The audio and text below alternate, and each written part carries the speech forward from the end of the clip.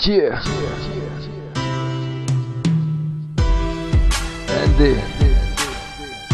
Drogy menia ľudí. Je to čistá pravda.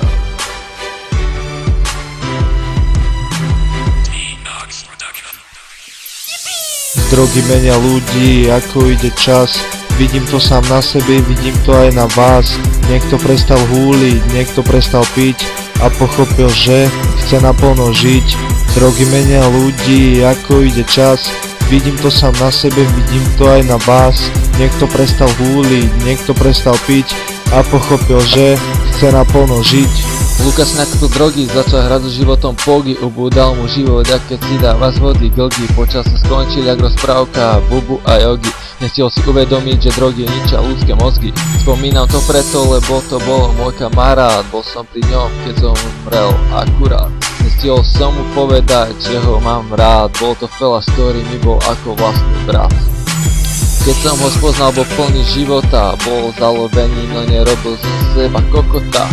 Bol slušný, nefetoval, sem tam si zapálil a každého, kto ponúkal druhých, hneď odpálil. Drogy menia ľudí, ako ide čas. Vidím to sám na sebe, vidím to aj na vás. Niekto prestal húliť, niekto prestal piť, pochopil, že chce konečne naplno žiť. Drogy menia ľudí, ako ide čas.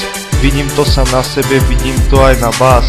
Niekto prestal húliť, niekto prestal piť, pochopil, že chce konečne naplno žiť. No nejak k nemu prišla tráva, hlava sa namotala. Rozjebal všetky peniaze na ňu, čo mu mamka dala. Droga sa s ním hrala, mozek mu pomotala.